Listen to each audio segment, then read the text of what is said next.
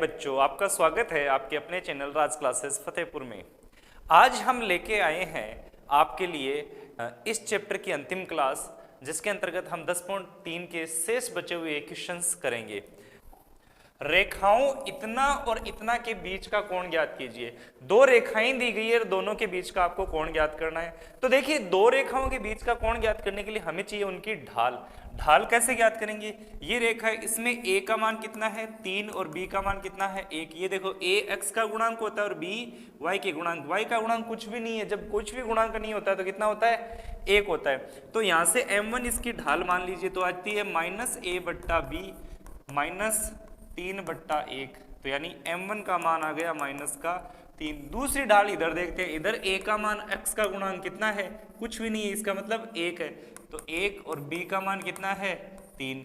तो इसमें भी वही बात है, m2 मान लीजिए इसकी ढाल है -a/b, तो माइनस का 1/3। दोनों के बीच की ढाल आ चुकी है। अब दोनों के बीच का ज्ञात करना है कोण। कोण के लिए हम सूत्र लगाते हैं टेन थीटा।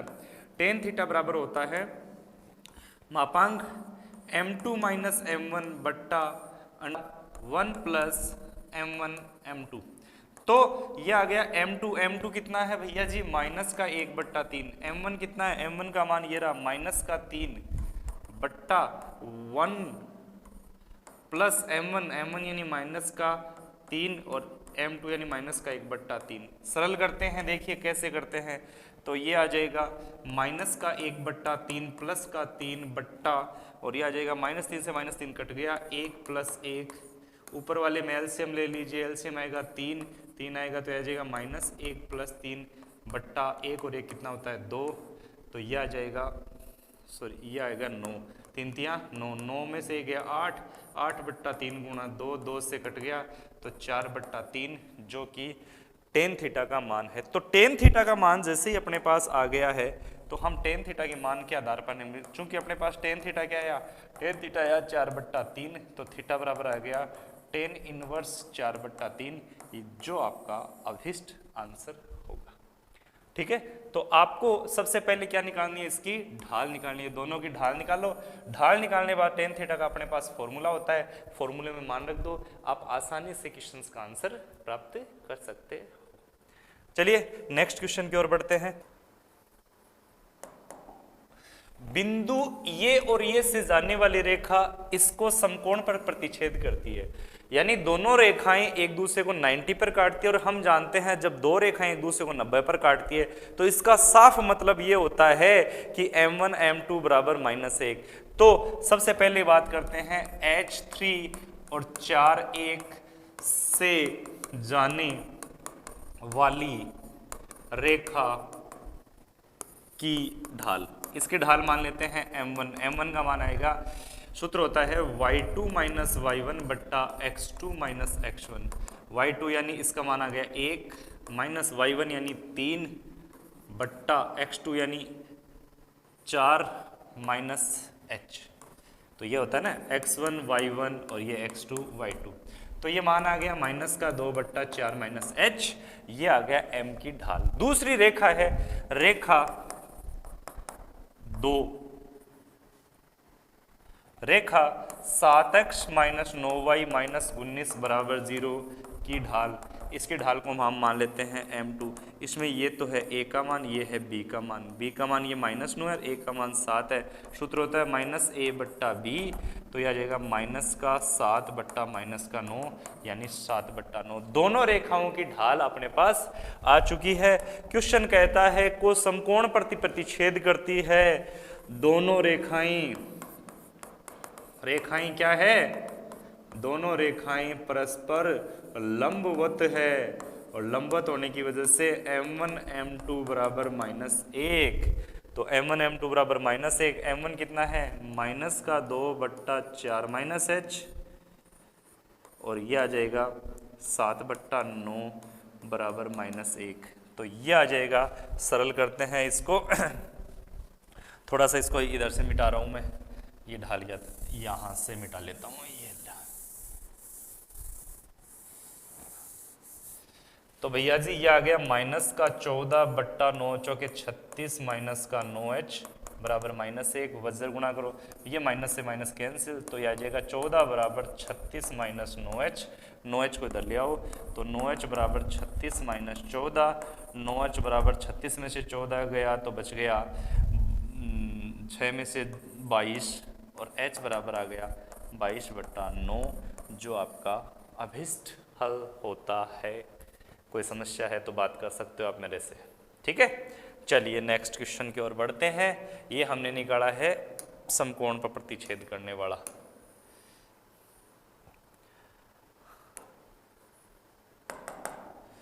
चलिए, सिद्ध कीजिए बिंदु इतना से जाने वाली इतना के समांतर रेखा का समीकरण। देखिए, जब दो रेखाएं समांतर हो तो विशेष बात बता देना चाहता हूं। एक रेखा है अपने पास ax plus by plus c बराबर 0, ठीक है। इसके समांतर अगर कोई दूसरी रेखा है तो दोनों की ढाल बराबर होगी। हम पढ़ चुके हैं, दो रेखाएं जब समांतर हो तो उनकी ढाल बराबर होती है। इसकी ढाल निकाल लेते हैं। इसकी ढाल है m बराबर -a/b। तो इसके समांतर रेखा की ढाल, समांतर रेखा की ढाल, जो रेखा हमें ज्ञात करनी है उसकी ढाल भी यही होगी। हम बात कर चुके हैं, जब दो रेखाएं समांतर है तो दोनों की ढाल इक्वल होती है। तो चूंकि इसकी ढाल -a/b है तो इसके समांतर रेखा की भी ढाल -a/b है। और वह समांतर रेखा जिससे हम ज्ञात कर रहे हैं वो किससे गुजर रही है? x1 y1 से। जो x1 y1 से गुजरती है, और हम जानते हैं सूत्र होता है y - y0 बराबर mx - x0। कब होता है? जब बिंदु दिया गया हो, जब ढाल दी गई हो, तब यह सूत्र लागू होता है। तो सूत्र लगा देते हैं। तो y - y0 का मान y1 है, बराबर m का मान -a/b है, x - x1 है। थोड़ा सा सरल कर लेते हैं इसको। सरल करते हैं तो ये b इधर गुणा हो जाएगा, a उधर है, तो यह आ जाएगा by - by1 बराबर -ax प्लस ax1। सबको इधर ले आओ तो यह आ जाएगा ax plus ax1 plus by minus by1 बराबर 0। कॉमन ले लेते हैं a, तो यह आ जाएगा x minus x1 plus b common ले लेते हैं y माइनस y1, जो आपका आंसर होगा। इस तरीके से ये आप ज्ञात कर सकते हैं। ax minus x1 plus by minus y1 इसका फाइनल आंसर होगा, ठीक है। तो सबसे पहले आपने क्या किया? सबसे पहले हमने कहा एक रेखा है, इसकी ढाल निकाली, इसके समांतर रेखा है तो उसकी ढाल भी यही होगी। फिर ये इस बिंदु से गुजरती है, एक बिंदु ढाल से गुजरने वाली रेखा समीकरण होता है y - y0 mx - x0। हमने m का और बिंदु का मान दोनों रख दिए, रख कर इसको सिंपलीफाई किया तो आपको आंसर मिल चुका है। चलिए नेक्स्ट करते हैं।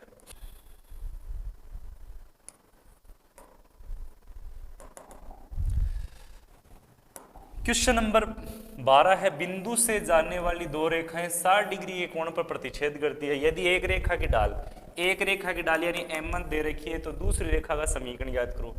तो बिंदु इतना से जाने वाली दो रेखाएं, दोनों रेखाएं इसी बिंदु से जाती है, ठीक है।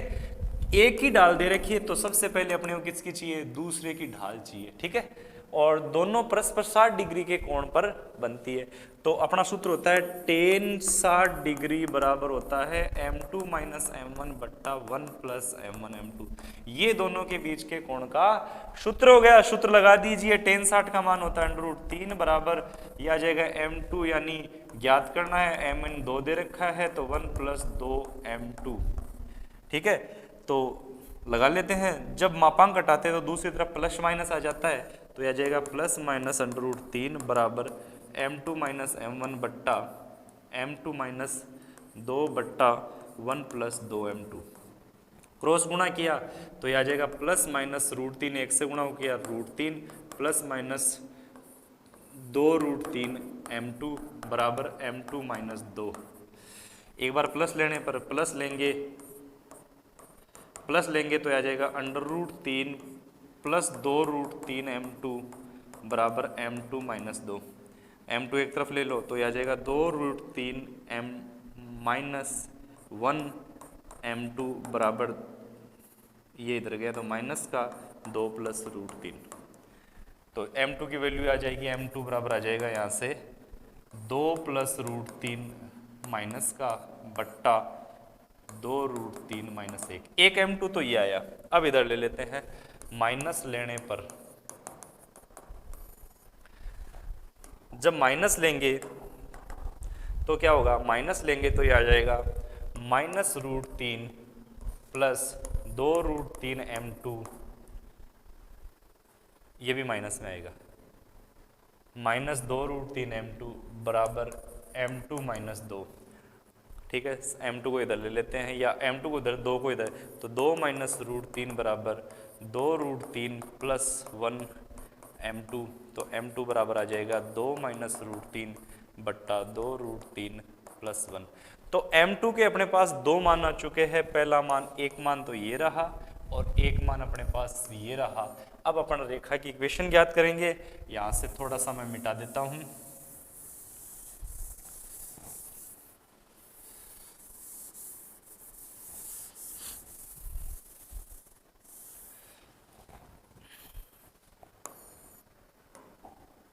तो रेखा का समीकरण होता है y माइनस y0 बराबर m x माइनस x0।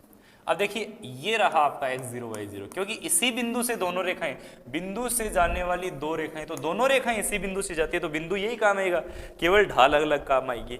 तो यह आ जाएगा y माइनस y0 का मान है 3 बराबर m का मान ये रहा -2 प्लस √3 बट्टा 2√3 माइनस 1 और x माइनस x0 यानी 2। चाहो तो इसको सिंप्लीफाई कर लो, वो आपका फाइनल आंसर हो जाएगा। तो ये 2√3 तो इधर रहेगा, तो 2√3 माइनस 1 y माइनस 3 बराबर -2 प्लस √3 x प्लस 2 × 2 प्लस √3। थोड़ा और सरल करते हैं तो ये आ जाएगा 2√3 माइनस 1 y माइनस 6√3 प्लस 3 बराबर -2 प्लस √3 x प्लस 4 प्लस 2√3। सबको इधर ले आओ तो यह आ जाएगा 2 प्लस √3 x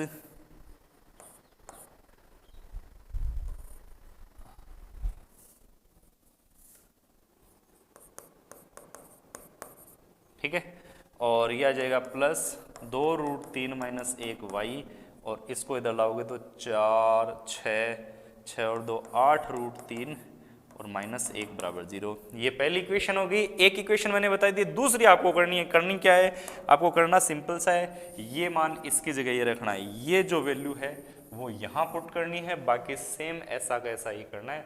इस तरीके से आप इस क्वेश्चन को कंप्लीट कर सकते हो। फिर भी कोई समस्या हो तो मुझे आप कमेंट्स कर सकते हैं। चलिए नेक्स्ट क्वेश्चन की ओर बढ़ते हैं।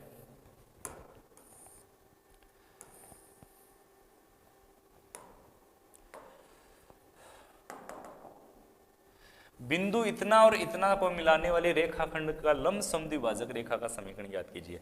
देखिए ये रेखा है अपने पास, ये बिंदु A है 3 4, ये बिंदु B है -1 2।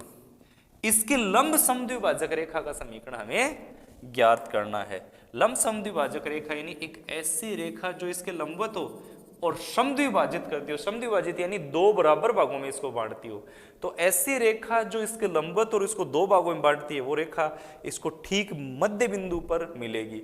मध्य बिंदु पर मिलेगी तो ये मध्य बिंदु इसका निकाल देते हैं। तो AB का मध्य बिंदु का सूत्र होता है x1 प्लस x2 बट्टा 2 y1 प्लस y2 बट्टा 2। तो x1 कितना है 3 और -1, 3 - 1 बट्टा 2, y1 y2 4 और 2, 4 प्लस 2 बट्टा 2। तो यह आ जाएगा 2 बट्टा 2 और यह आ जाएगा 6 बट्टा 2, यानी यह आ जाएगा 1 और यह आ जाएगा 3। तो ये बिंदु आ गया आपका 1,3। तो ये मध्य बिंदु, तो हमें इस रेखा L की इसका समीकरण ज्ञात करना है। इसके अपने पास बिंदु आ गया जिस बिंदु से गुजरती है। किसी भी रेखा का समीकरण सामान्य रूप से ज्ञात करते हैं तो एक तो बिंदु चाहिए और एक उसकी ढाल और चाहिए। तो हम इसकी ढाल और ज्ञात कर लेते हैं। ढाल ज्ञात करने के लिए हम यूज करेंगे, ये दोनों एक दूसरे पर क्या है 90 डिग्री का एंगल बनाती है। तो अगर इसकी ढाल मिल जाए तो हमें उसकी भी ढाल मिल जाएगी। तो रेखा AB की ढाल, रेखा AB की ढाल m मान लेते हैं m1। तो इसकी ढाल होती है y2 - y1 बट्टा x2 - x1। y2 2 minus y1 4 बट्टा x2 माइनस 1 x1 माइनस 3, तो आ जाएगा माइनस का 2 बट्टा माइनस का 4 यानी 1 बट्टा 2। तो इसकी ढाल आ चुकी है अपने पास 1 बट्टा 2। हमें इसकी लंबवत रेखा की ढाल चाहिए। माना ये L है तो इस L की ढाल को अलग मान लेते हैं हम। माना L की ढाल M2 है तो M1 M2 बराबर -1, क्योंकि ये दोनों परस्पर लंबवत है इसलिए इनका गुणनफल -1 होगा। अब इस -1 का प्रयोग करेंगे तो M1 का मान तो है आपके पास ये रहा 1 बट्टा 2, M2 हमें निकालना है और इसका गुणा क्या रहा है -1, तो M2 बराबर आ जाएगा माइनस का 2। काम हो चुका है, ढाल आ चुकी है, बिंदु आ चुका है जिससे गुजर रही है, तो बिंदु है 1 3, तो रेखा का समीकरण होता है y माइनस y0 बराबर mx माइनस x0। ये रेखा का समीकरण होता है जिसकी ढाल दी गई हो और जिसकी बिंदु दिया गया हो। तो ढाल ये रही, बिंदु ये रहा, तो y माइनस y0 कितना है 3 बराबर ढाल कितनी है -2, x माइनस x0 कितना है 1, तो यह आ जाएगा y माइनस 3 बराबर -2x प्लस 2, 2x को इधर ले आओ तो 2x प्लस y माइनस 5 बराबर 0, -5 बराबर 0। तो ये आपका फाइनल आंसर होगा। तो मूल बात यही है, आपको जब भी रेखा का समीकरण ज्ञात करना हो, एक चाहिए ढाल, एक चाहिए बिंदु। चूंकि ये समद्विभाजक कर रहा था तो मध्य बिंदु आ गया, ढाल समद्विभाजक कर रहा है, इसका लंब समद्विभाजक है, इसका मतलब ये लंबवत है। तो इसके आधार पर हमने नीचे वाली रेखा की ढाल के आधार पर ऊपर वाली रेखा की ढाल ज्ञात कर ली है। राइट, चलिए नेक्स्ट क्वेश्चन की ओर।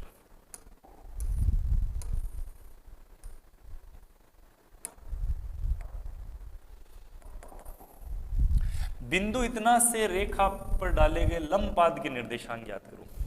देखिए ये रेखा है और ये बिंदु, ये लंब पाद होता है, ये P मान लीजिए ये लंब पाद है। इस लंब पाद के निर्देशांक ज्ञात करो और बिंदु इतना से -1 3 है।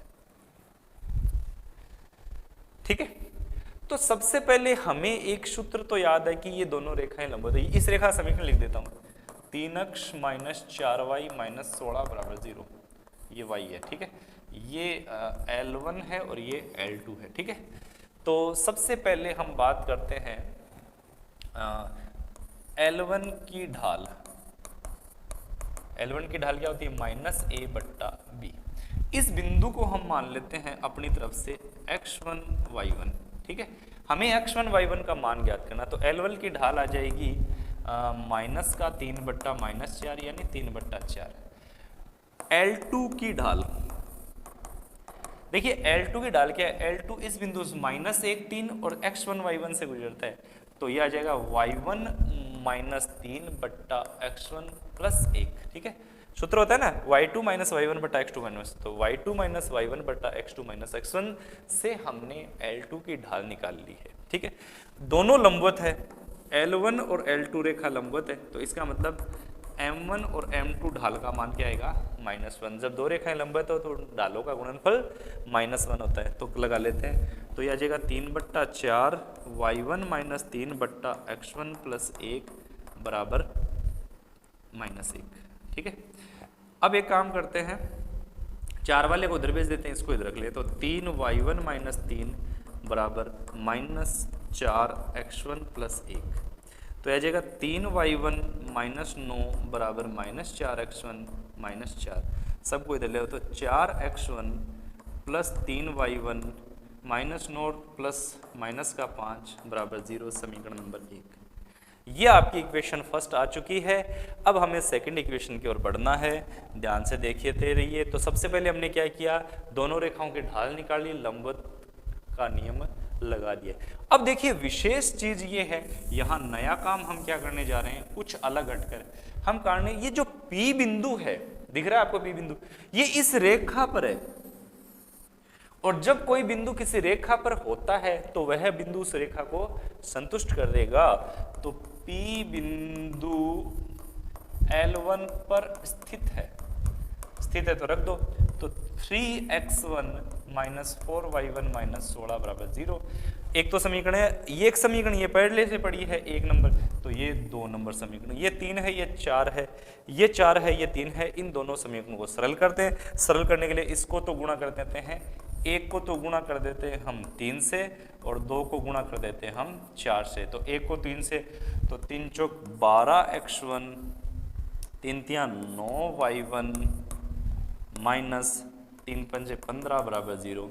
इसको 4 से 4 दिए 12x1, 4 चौक 16y1, 16 चौक 64 बराबर 0।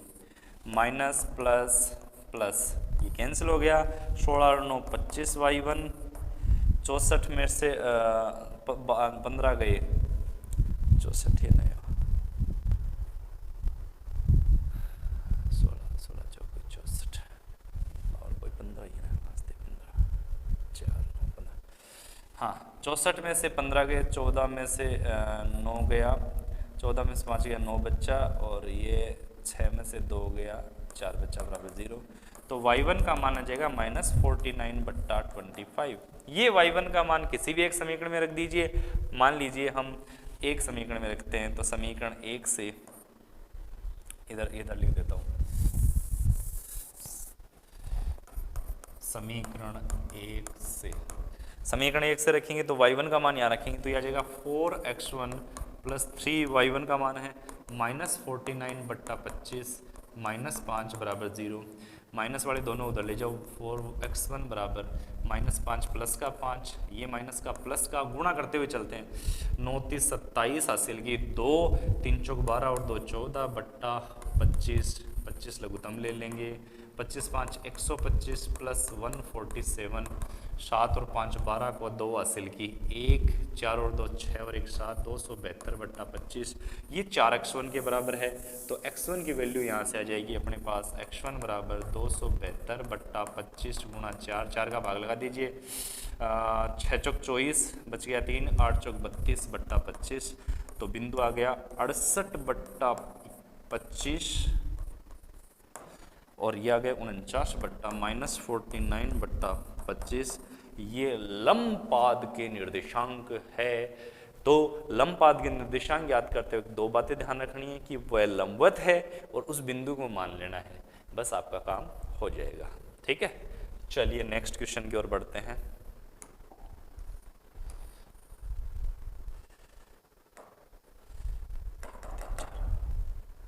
मूल बिंदु से रेखा पर डाला गया लंब रेखा से बिंदु इतना पर मिलता है। मूल बिंदु से, ये रेखा है y बराबर mx प्लस सी, मूल बिंदु से 0 0 से इस पर जो लंब डालते हैं वो -1 2 पर मिलता है। तो m और c के मान ज्ञात कीजिए। बहुत आसान है। सबसे पहले ये L1 है, ये L2 है, तो L1 की ढाल सीधी दे रखी है, ढाल y बराबर mx प्लस सी में ढाल m होती है। M2 की ढाल, सॉरी L2 की ढाल, L2 की ढाल का सीधा तरीका होता है, 2 बिंदु दिए रखे हैं, y2 माइनस y1 बट्टा x2 माइनस x1 माइनस का 2, दोनों लंबवत है। L1 L2 परस्पर लंबवत है, और जब L1 L2 परस्पर लंबवत है तो M1 M2 बराबर -1, तो M1 यानी m, M2 यानी -2 बराबर -1, तो m बराबर आ जाएगा 1/2। ये पहला मान आ चुका है। बात करें दूसरे मान की, तो दूसरे मान के लिए आगे बढ़ते हैं। ये जो बिंदु P है, मान लीजिए P -1 2, ये इसी रेखा पर है, तो रेखा y बराबर mx प्लस सी पर स्थित है। करवा दो स्थित, तो यह आ जाएगा y का मान कितना है 2 बराबर m, x का मान कितना है -1 प्लस c ज्ञात करना है। m की वैल्यू कितनी है 1/2, तो 2 बराबर 1/2 -1 प्लस c, तो c का मान आ जाएगा 2 + 1/2 यानी 5/2। तो कुल मिलाकर दो बातें दी गई थी अपने को कि ये दोनों बिंदु मिलते हैं, ये बिंदु P इस रेखा पर है तो P बिंदु को रेखा पर रख दिया। नंबर 2, इसकी ढाल निकाल ली और इसकी ढाल निकाल ली, दोनों का गुणा बराबर -1 है, तो M1 और C दोनों के मान इससे निकल सकते हैं आसानी से। फिर भी कोई समस्या है तो आप मुझे कमेंट्स करके बता सकते हैं। PQ क्रम से मूल बिंदु से रेखा पर डाले गए लंब की लंबाइयां हैं, तो सिद्ध कीजिए P² + 4Q² = K²। अच्छा क्वेश्चन है। देखिए मूल बिंदु है आपका 0 0, ये होता है मूल बिंदु से इस रेखा को 1 नंबर मान लें और इस रेखा को 2 नंबर डाल लें। 1 पर डाला लंब, तो रेखा 1 पर लंब डालते हैं। लंब डालने का तरीका क्या होता है? लंब डालने का तरीका सिंपल सा होता है, उस बिंदु को उस रेखा में रख दीजिए, इस बिंदु को रख दीजिए 0 cos θ -0 sin θ। एक विशेष बात ध्यान रखिए, ये पार्ट इधर लाना आपको, -k cos 2θ इसका तो होता है मापांक बट्टा √, x के गुणांक का स्क्वायर cos² θ, y के गुणांक का स्क्वायर -sin θ का स्क्वायर। इसके बराबर क्या दे रखा है? P जो है इस पर मूल बिंदु से डाले गए लंब की लंबाई है। तो यहां से ये 0 ये आ गया K², ये आ गया -k cos 2θ बट्टा sec² θ और sin² θ का मान होता है, ये हो जाएगा cos² θ प्लस sin² θ, इसका मापांक बराबर P। इसका मान हो जाता है 1 और दोनों तरफ कर देते हैं वर्ग। वर्ग करने पर वर्ग करेंगे तो आ जाएगा k² cos² 2θ बराबर P², समीकरण नंबर 1। ठीक है, सॉरी 1 दे रखी है, समीकरण नंबर 3।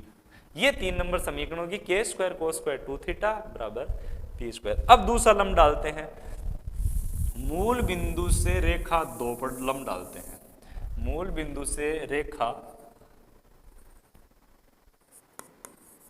2 पर डाला गया लंब, ये रही 2, इस पर लंब डालते हैं। इस पर लंब डालते हैं तो 0 sec θ प्लस 0 cosec θ -k बट्टा √sec² θ, यानी x का गुणांक और y का गुणांक cosec² θ बराबर q। इस पर लंब की लंबाई कितनी है? q है। तो कर लेते हैं, ये हट गया तो यह आ जाएगा -k बट्टा √1 बट्टा sin² θ प्लस 1 बट्टा cos² θ। sec² θ क्या होता है? 1 बट्टा cos² θ। हमें सबसे पहला काम क्या करने हैं, इसको साइन कोस में बदलना है, और इसका मान आ जाएगा 1 बट्टा sin² θ बराबर q। दोनों तरफ मापांक है तो मापांक को हटाने के लिए कर लेते हैं स्क्वायर, तो ये आ जाएगा वर्ग। इसको अलग लिख देता हूं मैं। ये थी आपकी इक्वेशन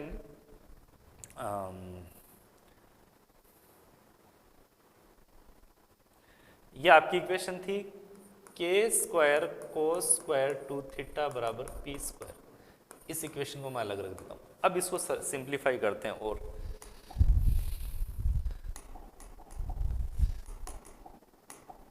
तो ये आ जाएगा बेटा जी, ये आ जाएगा k² बट्टा और ये आ जाएगा 1 बट्टा cos² θ 1 बट्टा sin² θ बराबर q। ठीक है, थोड़ा सा सरल q², थोड़ा सा और सरल कर लेते हैं इसको, ये लघुत्तम ले लेते हैं, तो यह आ जाएगा sin² θ प्लस cos² θ इंटू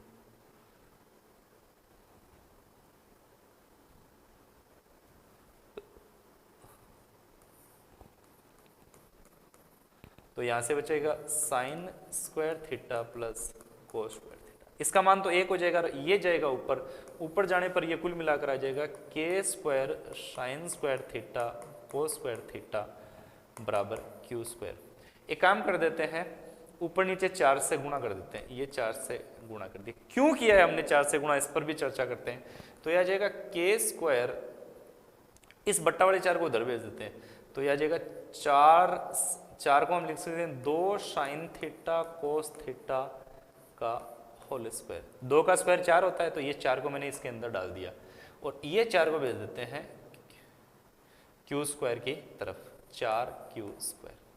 यहां से और सरल करते हैं, इसको मिटा देता हूं। यहां से जब सरल करेंगे तो यह आ जाएगा k स्क्वायर। देखिए ये मैंने 4 से गुणा क्यों किया, क्योंकि मेरे को ये सूत्र बनाना था 2 साइन थीटा कोस थीटा का। 2 साइन थीटा कोस थीटा का सूत्र होता है साइन 2 थीटा, तो यह आ जाएगा साइन 2 थीटा और इसका स्क्वायर है तो इसका स्क्वायर बराबर 4q स्क्वायर। ठीक है, ये इक्वेशन नंबर आ गई 4।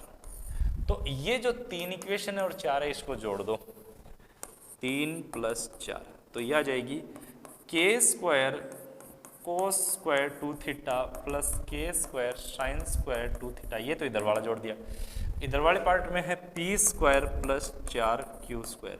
तो कुल मिलाकर ये आ गया k स्क्वायर कॉमन और ये आ गया cos square 2 theta plus sine square 2 theta बराबर p square plus 4q square.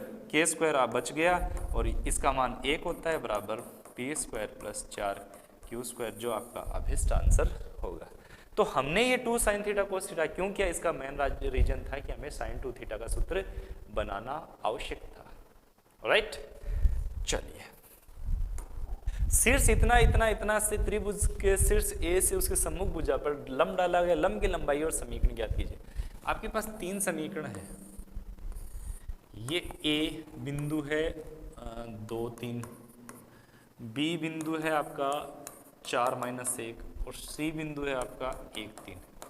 इस ए से लंब डाल रहे हैं हम, ये लंब मान लीजिए एडी। आपको एडी का समीकरण ज्ञात करना है, ठीक है ना, आपको एडी का समीकरण ज्ञात करना है। तो एक काम करते हैं, पहले हम ज्ञात करते हैं BC की ढाल, रेखा BC की ढाल। एक्चुअल में हमें करना क्या है, एडी जो ज्ञात करना है, सम्मुख भुजा पर डाले गए लंब की लंबाई, एक तो लंब की लंबाई डालनी है, ज्ञात करनी है और तथा समीकरण ज्ञात करना है। तो सबसे पहले हम एक काम करते हैं कि BC रेखा का समीकरण ज्ञात कर लेंगे। BC रेखा का समीकरण ज्ञात करने से इस पर लंब की लंबाई आ जाएगी और इसकी जो ढाल आ जाएगी और ये बिंदु आ जाएगा, तो इसकी ढाल, इसके ढाल के अनुसार इसकी भी ढाल आ जाएगी। जब 2 रेखाएं लंबवत हो तो उनकी ढाल आपस में ज्ञात की जा सकती है। तो सबसे पहले हम बात कर रहे हैं BC रेखा की समीकरण। 2 बिंदु से गुजरने वाली रेखा की समीकरण y - y1 y2 - y1 बट्टा x2 - x1 x - x1। ये मान लीजिए x1 y1 और ये मान लीजिए x2 y2, ये 2 बिंदु है। तो y - y1 का मान है अपने पास -1 बराबर y2 है 3 - y1 -1 बट्टा x - x1 और x - x1 यानी 4। तो यह आ जाएगा y + 1 बराबर 3 और -1 + 3 और 1 4 बट्टा -3 x - 4। मल्टीप्लाई 3 को इधर ले आओ, 3y + 1 बराबर 4, -4 को इधर गुणा कर दो, -4x + 16, सबको इधर ले आओ तो 4x + 3y, 16 इधर और 3 ये, तो 16 में से 3 गया -13 बराबर 0। ये है रेखा की समीकरण BC की। हमें BC रेखा की समीकरण नहीं चाहिए, हमें क्या चाहिए, हमें चाहिए लंब की लंबाई। तो चलो हम ज्ञात करते हैं लंब की लंबाई। रेखा BC पर A 2 3 से डाले लंब की लंबाई। तो जब बिंदु से लंब डाला जाता है तो उस बिंदु को उसमें रखा जाता है। तो 4x की जगह हमें क्या रखना है, 2 + 3y की जगह हमें 3 और -13, इसका मापांक बट्टा √ पहले हमें क्या करना है, उस बिंदु को उसके अंदर रखना है x y की जगह, फिर बट्टा √ x का गुणांक क्या है 4, तो 4 का स्क्वायर, y का गुणांक क्या है 3, तो 3 का स्क्वायर। तो ये सरल कर लीजिए, ये आ गया 3 × 9 और 4 दूनी 8, 9 और 8 17, 17 में से 13 गए, यहाँ से बचा 4 बट्टा 4 चौक 16, 16 और 9 25, 25 का √ 5, 4 बट्टा 5, ये आ गई आपके लंब की लंबाई। अभी सिर्फ आइए लंब की लंबाई हमें ज्ञात करनी है, उस लंब की समीकरण चलिए ज्ञात करते हैं। रेखा है अपने पास BC, BC रेखा है 4x + 3y - 13 = 0। इससे हमारे पास फायदा क्या हुआ, इससे हम निकाल सकते हैं BC की ढाल। BC की ढाल मान लीजिए m1 बराबर होता है -a/b। a यानी 4 तो माइनस का 4, b यानी 3/3। अब AD की समीकरण क्या होती है, y - y0 = mx - x0। ये रहा x0 y0, AD में ये तो आ गया बिंदु और इसकी ढाल आ गई ये रही -4/3। तो y - y0 का मान है 3 बराबर m है -4/3 और x - x0 और x0 का मान है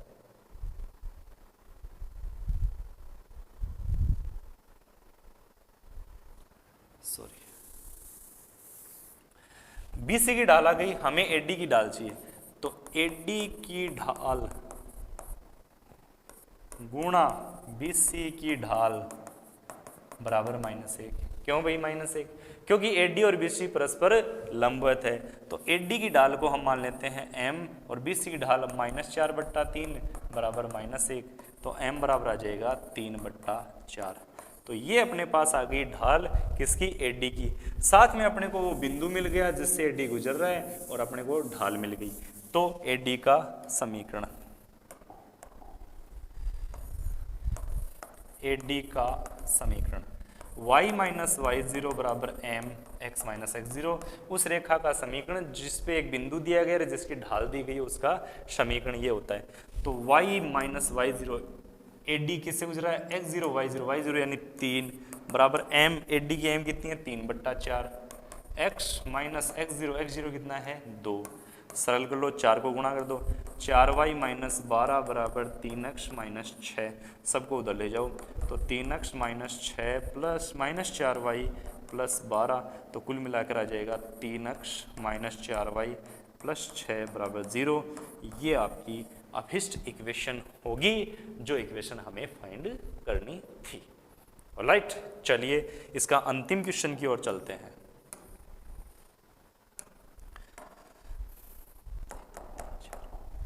यदि P मूल बिंदु से रेखा पर डाले गए लंब की लंबाई हो जिस पर अक्षों से कटे अंतःखंड AB हो, अक्षों से कटे अंतःखंड AB हो, रेखा का समीकरण होता है x/a + y/b = 1। अब इसने कहा है कि मूल बिंदु से डाले गए लंब की लंबाई P है। देखिए क्या दिया है, मूल बिंदु से डाले गए लंब की लंबाई P है। मूल बिंदु क्या होता है 0 0। इसको थोड़ा सा व्यवस्थित लिखते हैं, इसको लिख सकते हैं x/a + y/b - 1 = 0। ये इक्वेशन है। तो मूल बिंदु से रेखा 1 पर डाले लंब की लंबाई बराबर P। तो मूल बिंदु 0 0 से डालो लंब डालने का तरीका वही है सदा वाला, x की जगह 0 रख दो, y की जगह 0 रख दो, -1 का मापांक बट्टा √ x के गुणांक का स्क्वायर, x का गुणांक क्या है 1/a, तो 1/a का स्क्वायर 1/b का स्क्वायर बराबर P। मापांक हटाने के लिए दोनों तरफ वर्ग कर दो,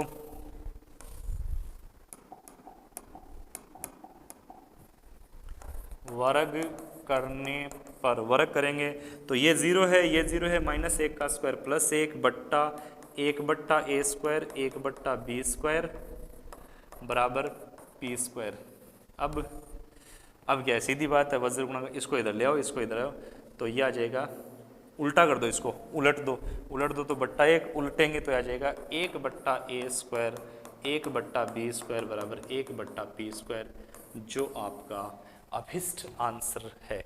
इस तरीके से हम क्वेश्चन कर सकते हैं। सबसे सरल क्वेश्चन और एग्जाम की दृष्टि से अच्छा क्वेश्चन है।